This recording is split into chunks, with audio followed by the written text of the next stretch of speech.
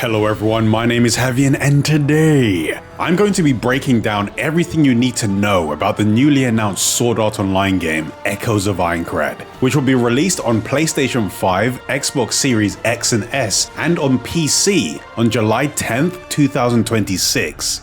Echoes of Aincrad is considered a new beginning for the series of games, and it seems to be the kind of Sword Art Online game that people have been asking for a while. The previous games closely followed Kirito and the main cast from the series, but in Echoes of Aincrad, we will be playing as our own character starting from the beginning of the overall story, where 10,000 players are trapped and held hostage in a game called Sword Art Online. The players are pushed into a situation where in order to gain their freedom, they need to complete the game by clearing all 100 floors of Aincrad. But the catch is that their death in the game also results in their death in real life. The initial concept for Echoes of Aincrad was put together around the time where the development of Fatal Bullet ended, and actual production for the game began roughly around 2021, according to the Sword Art Online game series producer, Yosuke Futami. He said that he wanted to return to the roots and reboot the series with a new mainline game that starts from the very beginning of the Death game.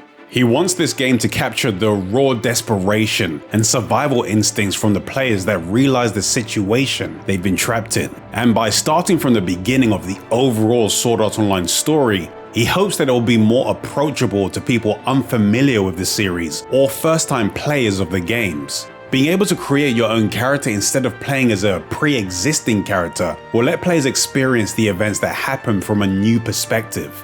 Echoes of Aincrad is a single-player game that attempts to replicate the feeling of playing an MMO, while also applying the pressure of survival in an unfamiliar environment. The battles are said to be challenging, and combat is said to be more tense and weighty compared to the previous games in the series, with things like stamina management and scarce healing items. Even though it can seem like the features in the game and the combat have a Souls-like feel, Futami mentioned that this game isn't one, and that it's a normal action RPG. He also mentioned that difficulty was never the main focus, so creating a game specifically for the challenge wasn't the purpose. This is just the end result.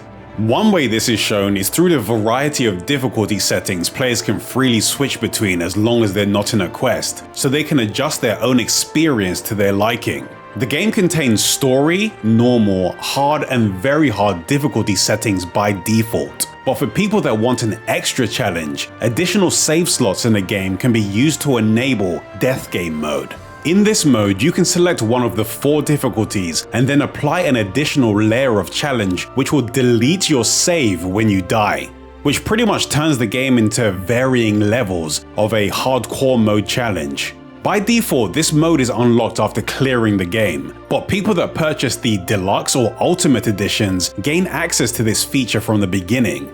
When it comes to character creation, it's been said that you can change your options like gender, hairstyle, face shape, body shape, height, and various other parameters. As of right now, I don't know if you'll be able to re-customize your character after doing it the first time, but if it's anything like the previous games, then re-customization is a feature we should hope to expect.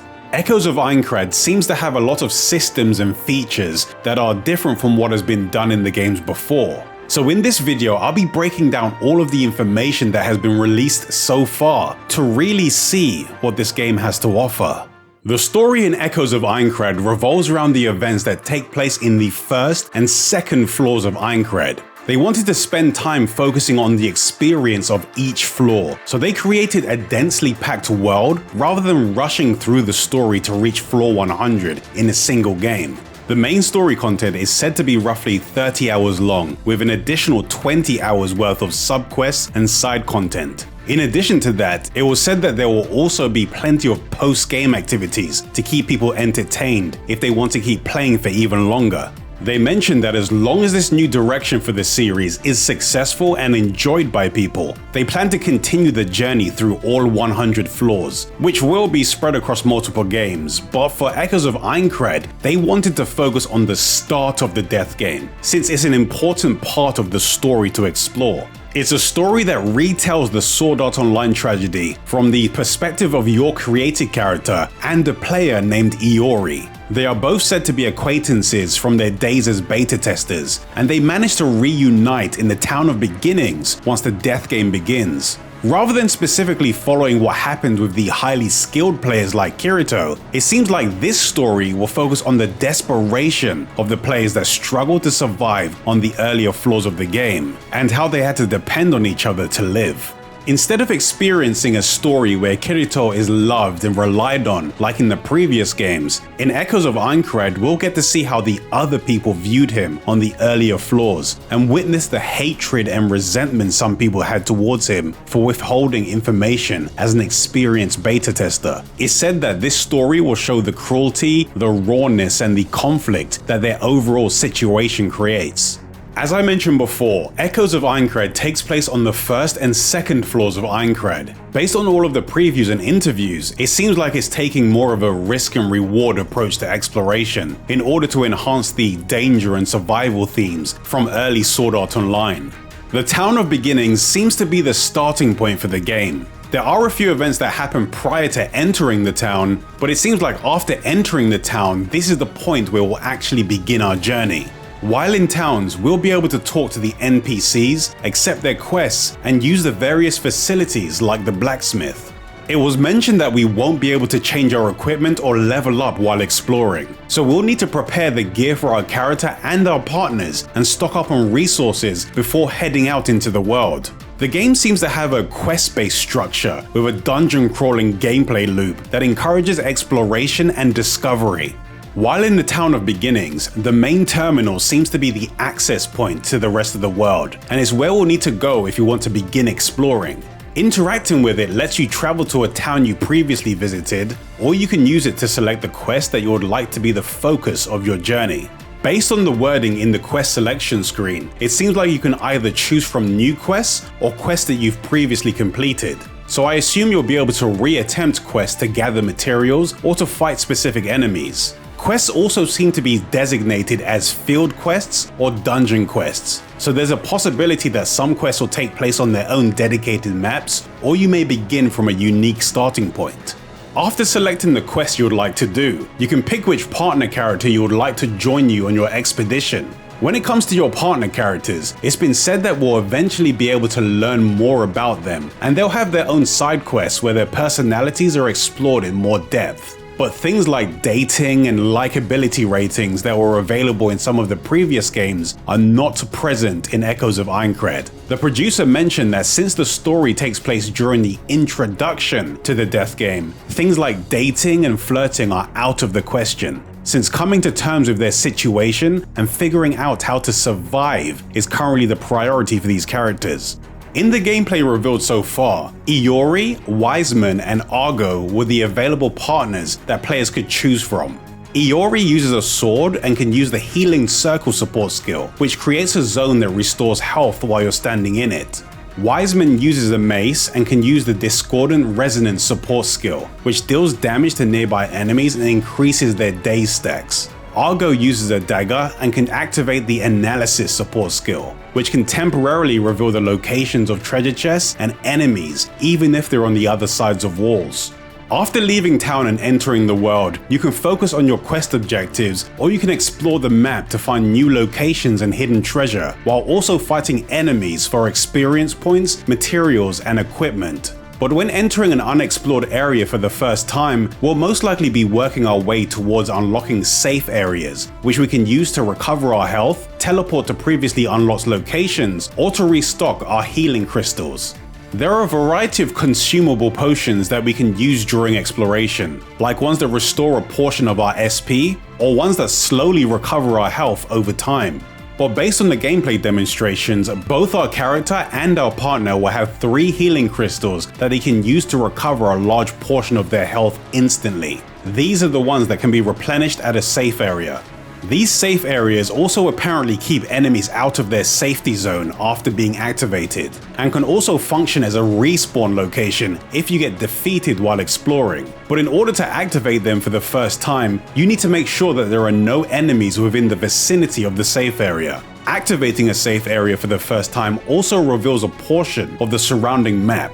The map for unexplored areas is usually hidden, so if you haven't found the location of a safe area, you'll have to rely on what you can see in the environment while exploring.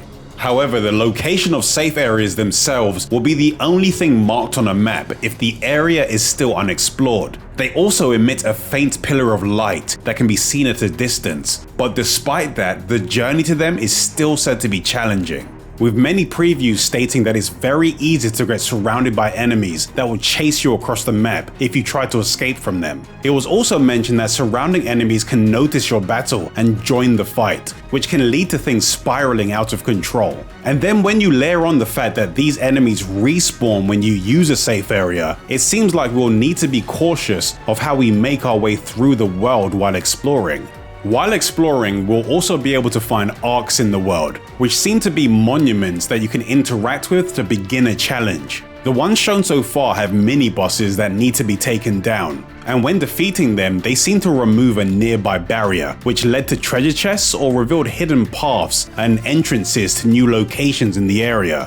When exploring the world and interacting with specific points of interest that you discover, it seems like you can unlock certain features elsewhere in the world. For example, investigating a pile of bones in the corner of some ruins unlocked the ability to receive side quests from NPCs in Haronka village. There are also various points on the map that reveal lore for the area, which then gets added to your database. Based on what's been shown, it seems like light and visibility play a part in the overworld experience. There are caves that will normally be too dark for you to see in, but you'll be able to explore them easier when using items like torches. The producer stated that he wants the world to feel like a dungeon exploration-wise, so we'll need to find shortcuts, discover exploration items, and overcome things like hazards and traps while exploring. So before we reach our final objective for a quest, we may have to make various trips back to town to tweak our equipment and upgrade our characters, before continuing to push through until we can reliably unlock more of the map. Since it's been said that the journey between safe areas can be pretty long, and if you're defeated, you'll have to make the trip from the previous checkpoint all over again. So making detours to find new equipment or upgrade our characters, rather than just trying to brute force our way through, seemed like the intention when questing. At the end of a quest, there may be a boss that you need to defeat before the quest is considered complete. The quest shown in the available gameplay demonstrations revolved around recovering a notebook for a merchant, and at the end of the quest there is a boss battle against a trio of plant enemies. To access the final fight for the quest, you need to interact with the entry barrier, and after passing through the barrier, you're sealed within the designated area while the battle is in progress. After the battle is complete, you can collect all of the drops from the enemies, and once you fulfill the final quest objective, a full summary of all the materials and weapons you found is displayed on screen. The loot gets sent back to the chest in your room, but as of right now I'm not sure if you're given the option to return back to town or if you can remain in the area to keep exploring. But I assume that the shortcuts and the safe areas you've already unlocked and the discoveries you've already made during a quest will still be available when selecting a different quest that takes place within areas you've previously explored. For now, it's best to consider that the world is one large connected map, but taking on these quests is how you gradually unlock portions of it for exploration. The main story may take you through the majority of it, and there may be times where you'll need to revisit parts of the map that you've already explored, but some quests may direct you to completely new parts of the world that you wouldn't have previously been able to access if you only focused on the main story. But what remains to be seen is if there are quests that are specifically for free exploration, so you can explore portions of the map that you've unlocked at your own leisure without needing a specific objective. The combat in Echoes of Aincrad seems to be one of the biggest changes compared to the previous games in the series. Instead of the faster paced gameplay that is present in the older games, the combat in Echoes of Aincrad is described as methodical, tactical, and more grounded. This isn't a Souls-like game, but the combat does seem to have a similar pacing, where every swing has weight and making a mistake can leave you vulnerable to enemies' attacks. The enemies are a threat, and the encounters seem like they're designed to put you under pressure as you fight your way to the next safe area. At one point, you may be fighting against one enemy, but then the enemy may jump back and draw the attention of other nearby enemies, dragging you into a large-scale fight where you're at a severe disadvantage. And trying to run away from the fight will just lead to your health being slowly chipped away by the pursuing enemies. But that doesn't mean that you won't have a lot of options available to you that you can use to your advantage. Unlike a lot of the recent Sword Art Online games, in Echoes of Aincrad you'll only be able to control the main character, but you'll have an AI-controlled partner that can assist you in battle, which is similar to how things were in Hollow Fragment, which is one of the older Sword Art Online games. You can use a combination of light attacks and heavy attacks to perform basic combos, but unlike other games in the series, these attack actions will consume a character's stamina resource. It doesn't seem like these attacks consume much stamina on their own, but when combined with other actions like sprinting or evasion that also consume your stamina, you will need to pay attention to how often you're using these various actions in quick succession. But stamina will recharge fairly quickly when you're not using any other actions apart from walking. In addition to basic attacks, your character can also use sword skills. These skills are more powerful than normal weapon attacks, and they will go into a cooldown after use. But in order to actually use them, you'll need to have enough SP.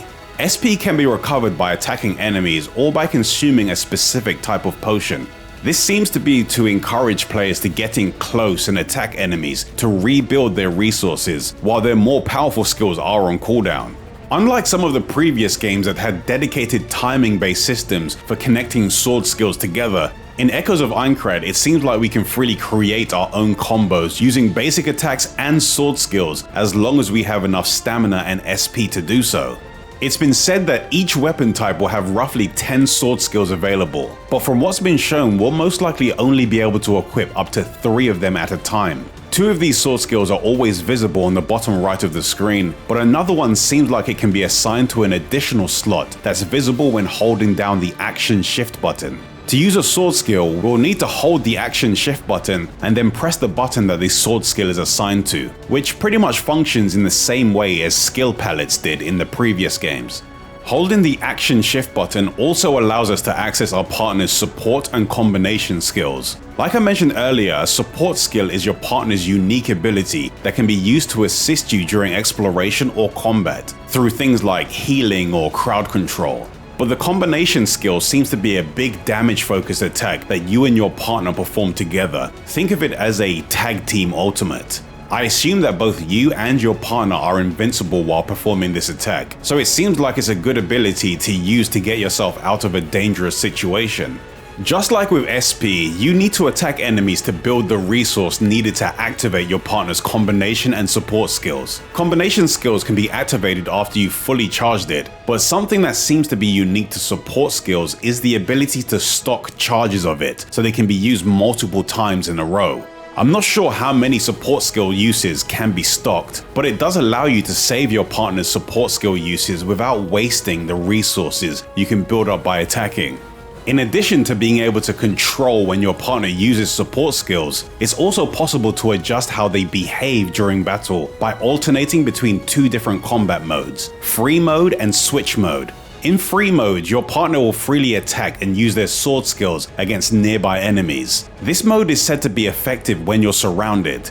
Switch mode is a more defensive mode for your partner. In this mode, your partner will take a defensive stance and are less likely to automatically engage with any of the enemies. But when you evade with your character, you'll call for your partner to switch. Your partner will jump in and attack the enemy in an attempt to pull aggro off you, so you can reposition or heal yourself up. But based on the gameplay, it didn't look like the switch always activated after every evade while switch mode was active. So I assume it has some kind of cooldown, since after the switch, the icon changes to show your character in some kind of a back row position. So when it comes to these modes, depending on the situation, we'll most likely be constantly alternating between the 2 of them to make the most of our partners. In addition to these partner-focused actions, there are also tag team counterattacks that can be performed if you perfectly evade or repel an enemy's attack. When perfectly dodging before an enemy hits you, when parrying an enemy, or when interrupting an enemy when a blue ring indicator appears during its attack, you can command your partner to jump in and perform a counterattack. It also seems like using sword skills just as an enemy is about to attack can interrupt them, so I assume there will be some kind of priority system for the type of attacks that can be interrupted, which makes me think we'll have a decent selection of options available to us when it comes to our defense. One thing I didn't see was whether we'll have a throwing dart or pulling tool that was available to us in some of the previous games, which would let you attract the attention of an enemy and run back to a safe distance with it to fight it away from other enemies that could end up joining the battle. Another worthwhile system related to the combat was status effects. Rather than status effects always being applied directly, it seems like the status gradually builds up on a target before the actual effect is inflicted. But if the target has a lower resistance to the attack or effect, it seems like the status can be inflicted almost instantly. This seems to include both you and the enemies. Something that I did find interesting about the combat was that it was possible to dismember enemies to get the advantage. Like being able to knock a flying enemy out of the air and then chop off its wings so it has to remain on the ground. I'm curious to see if this is something that will just be unique to flying enemies, or if it will be something that we'll be able to make use of frequently. Most of the criticisms from the previews seem to stem from the stamina management, which was said to make combat feel restrictive, and made it near impossible to escape from enemies since it was constantly being drained while you tried to run. It was also mentioned that the parry timings were a bit too strict to be reliable, so just evading attacks seemed to be the safer option. Since I haven't played the game for myself, I can't say how justified these criticisms are yet, but it's definitely something to be aware of. Based on the gameplay that's been shown, my main issue is the amount of cut-in animations that interrupt the flow of gameplay. Instead of there just being quick activations of partner abilities, there's always some kind of animation when they're beginning these actions. These include the counterattacks when performing a parry, dodge, or reversal counterattack, and they also happen when using their character's support or combination skills. Hopefully there's a way to disable most of them in the options, since the only one that actually has a real purpose to be there are the combination attacks. If players are able to pull off consistent parries, this animation constantly appearing could be pretty disruptive, especially when our partner is the one actually performing the counter and not our own character. So hopefully by release this is addressed. Like I mentioned before, you can only customize your character while in town. We can take the materials and the weapons we found while exploring to upgrade our loadouts. Characters can equip one weapon, 3 armor pieces, and a shield when using one-handed weapons. And the weapons we can use are one-handed swords, rapiers, daggers, maces, two-handed swords, and two-handed axes. The visual appearance of weapons within each category may vary, so it's possible to see one-handed axes or hammers within the mace category, or two-handed hammers within the two-handed axe category. There's always the chance that certain weapons within these subcategories could have their own movesets. But for those of you that are wondering, they made it clear that this game won't have dual wielding, because it wouldn't make sense for it to be available to other people this early in the overall story. Each weapon type also seems to have dedicated proficiency levels, which I assume gradually increases when attacking enemies. I'm not sure if increasing the proficiency is what unlocks the sword skills for that weapon type, but it is clear that the proficiency system from past games has returned in some form. Not much was said about the crafting and upgrading systems, but while exploring and defeating enemies, we'll be able to obtain materials that will most likely be used for crafting and upgrading equipment. There also seems to be a modding system that provides our equipment with additional bonus traits. Most of the equipment shown seems to have a unique mod built into it that gives it a specific enhancement. For example, the Mithril Blade inflicts the enemy with freeze stacks when dealing damage, and also reduces sword skill cooldowns when near frozen enemies. So for that weapon specifically, after hitting the enemy enough times and building enough stacks to freeze it, we'll also get a sword skill cooldown reduction. It seems like each weapon can be leveled up to improve their stats, and each weapon also has 4 EX mod slots, which for the most part were empty during the demonstrations, but it was shown that these slots can contain traits which enhance the weapon further. I'm not sure if these weapons can drop with a random selection of these mods already attached to them, or if you can customize them at the blacksmith, but it does seem like there are a few ways we'll be able to customize our weapons. When our characters level up, they'll obtain growth points that they can allocate to their stats. Each stat influences certain aspects of your character, as well as the performance of weapons and skills that are based on specific stats. For example, a weapon that has high dexterity scaling may gain increased attack when raising your dexterity stat. Each stat also gains bonus modifiers once you've allocated a specific number of points. These modifiers usually have effects closely related to the stat they're based on, like Vitality giving bonus health or increased healing crystal recovery, Mind giving you bonus SP, Endurance increasing your stamina, or Dexterity increasing your sword skill damage or perfect parry and dodge windows after reaching the specified growth point milestones. After allocating these points, they can be reset by spending some col, which is the currency earned through gameplay. So you can freely reallocate your stats when you want to try out new weapons or builds.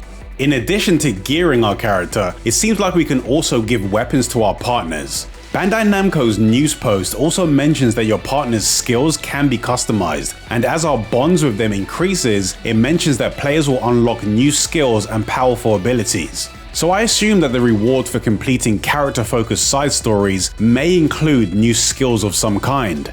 I honestly thought I was done with the Sword Art Online games, but Echoes of Aincrad seems so different from what they've attempted before that I feel I need to actually give it a chance. The Vita version of Hollow Fragment was my first and favorite game in the series, and the more I look into this game, the more I get similar vibes from the exploration and the overall feel of the game. In Hollow Fragment, you and your selected partner would explore the Hollow area with minimal guidance, so you were led by your curiosity and the motivation to learn new skills and find stronger equipment for your character. So hopefully that's what Echoes of Aincrad is like too.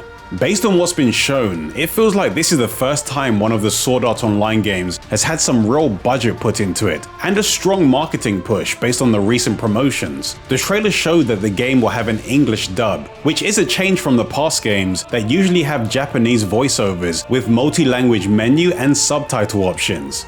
A few previews mentioned the lack of polish and issues with the combat, but shared the sentiment that the game has potential. Even though the previous games have been enjoyable, they were usually janky and always managed to fall short of their full potential in one way or another. But after breaking down all of the information for Echoes of Aincrad, I'm cautiously optimistic.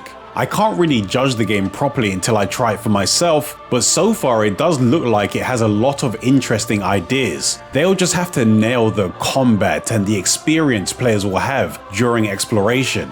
The main story in Echoes of Aincrad revolves around our main character Andy Iori, and it has been said that we may cross paths with Kirito and some of the other members of the main cast. But for people that want to see events that have Kirito and Asuna, a roughly 120-minute promotional movie called Unanswered Butterfly is being prepared for the game. The movie is meant to be from the viewpoint of characters named Emiran and Rex, and is said to depict a story where Kirito is viewed as an orange player by the general populace, which is a player that has been flagged by the system for committing a crime within the game.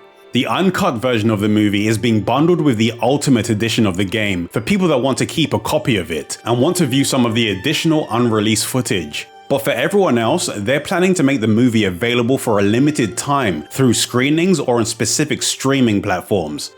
In addition to the movie, the various editions of the game available for pre-order contain a range of extras depending on the edition you choose, which can include an expansion pack that gives you access to an additional story DLC before the end of the year, which seems like it will take place after the events of the main story. So it's worth checking out their website or the stores of the gaming platforms you would most likely play the game on to see what's available in each version. It's only March and we've already had a new expansion announcement for Relink, a new dot hack game been announced, and now a new Sword Art Online game that actually seems like the kind of game people have been asking for a while. So this year is already off to a surprising start. I'll be following Echoes of Aincrad closely, and if anything interesting about it is mentioned, I'll be sure to let you know. So if you want to be the first to know when a new video for Echoes of Aincrad or other action games and RPGs are available, then don't forget to subscribe and enable notifications for the channel. I'll be making some new videos very soon, but for now, here's another video that you might find interesting.